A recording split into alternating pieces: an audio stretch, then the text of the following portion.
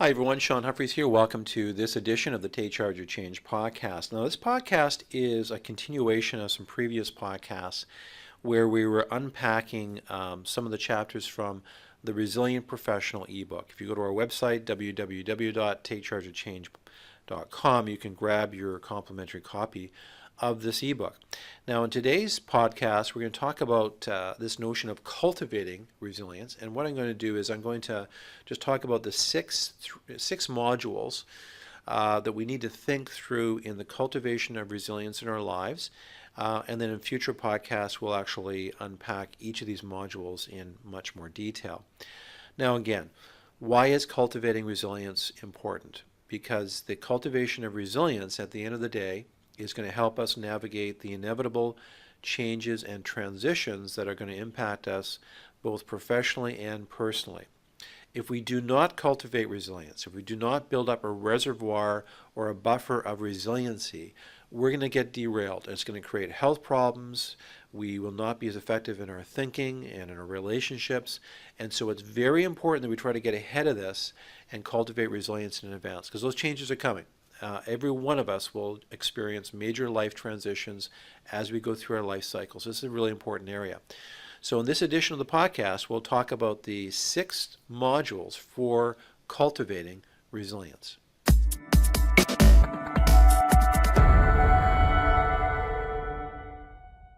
So when it comes to cultivating resilience, the first module is looking at the current reality of our situation.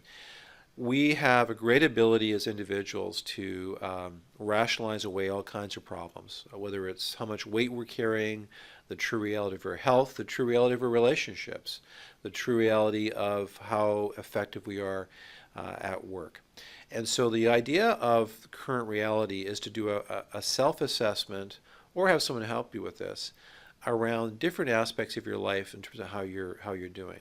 And those could be the reality of your physical health, the reality of your emotional health, the reality of your professional work, the reality of your financial health, the reality of your psychological health, and your overall energy.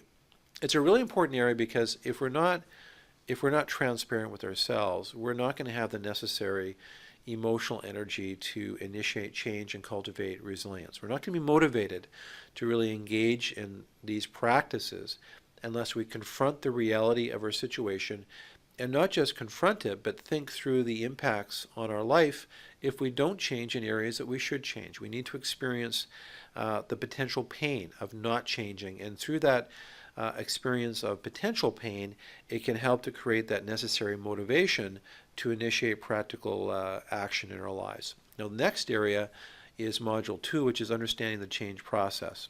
A lot of research has been done over the years on what helps people to effectively change, whether it's to lose weight, and not just lose weight, but to keep the weight off. How to incrementally navigate through the change process. There's the famous marshmallow study that looked at young children who were asked to defer current gratification. It was an MIT study. And that deferral of gratification and the individual's ability to defer current gratification for some reward down the road, as it turned out for these young kids, had a profound impact. They went back and studied and looked at these kids years later, and they found that individuals that could defer current gratification for a future reward had better outcomes in almost every metric you could think of: relationships, income, career success. And as he did these studies, they learned a lot about the change process, and so we will unpack this in much more detail.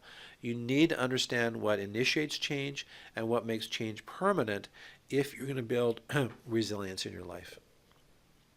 The next module is the power of habits or rituals. In other words, the main way that you're going to make this change process go on automatic pilot so you're effective is to understand the principles around installing rituals and habits in your life. Love this quote: sow a thought and you reap an act. Sow an act and you reap a habit. Sow a habit and you reap a character. Sow a character and you reap a destiny, by Samuel Smiles. So we will unpack in a future podcast the power of habits, how to establish good habits.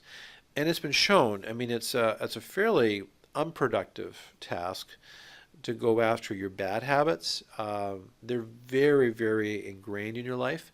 A more productive task is to try to engage in laying down new habits to overpower those bad habits. Actually, I'll give you a good example of that.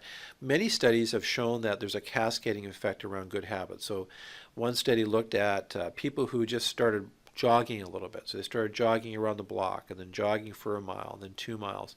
And what they found was that almost subconsciously, the people that engaged in that new habit of jogging began to also eat a little bit better, and they were more attentive to their lifestyle, and their overall health began to improve in ways that you wouldn't figure it would improve just because of jogging. And that's because they became more attentive, and there's this cascading of improvement and the layering on of new habits when one good habit is established. The next area is harnessing the power of oscillation. We've talked about this many, many times, and this is the idea of focusing intentionally and intently on trying to lay on new skills and learnings and understanding, and then disengaging for rest, renewal, and to allow that new learning to be layered into your mind, your subconscious, and to be fully installed in your life. So the idea of working hard and then playing or resting and oscillating is a very important principle. You can't just work, work, work. You need to foster the principle of oscillation. We'll talk about that again in a later podcast. Module 5 is about creating energy, and energy comes from a whole bunch of different areas. There is mental energy, there is emotional energy, there is physical energy. The emotional energy is impacted by our relationships as well. We get energy from having high quality finances and looking after the details in our life. And so cultivating energy so you have the capacity to deal with the changes and challenges in your life is critical. So again, people get overwhelmed with change and transitions because they haven't cultivated enough buffer in their life from an energy standpoint. And so it seems to me that you want to make sure you create that energy buffer now if you're not in a major change or transition, so you have the capacity to get through it later on. And then the last module is about pushing your limits. And that's intentionally putting yourself in situations that will be a struggle for you. So if you get frustrated easily, putting yourself in situations that naturally frustrate you and try not to get frustrated. If you get angry easily, putting yourself intentionally in a very intentional way into that situation and striving not to be angry.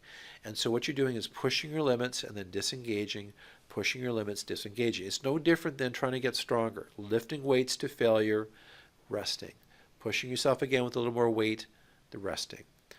Riding a bike faster, resting. Doing interval training, getting stronger over time. And so this is not just something you apply to your physical life. This is something you can apply to relational, emotional, cognitive, and psychological life. So we'll talk about that in more detail. So those are the 6 modules around cultivating resilience. I hope you enjoyed those basic points, and then future podcasts we're going to unpack those modules in more detail. If you lead teams, if you're curious about this notion of cultivating resilience for your team so they can be more resilient through change and transitions, reach out to us. We'd love to start a conversation about how we can customize programs to help your teams to be more resilient and more change ready. Be resilient.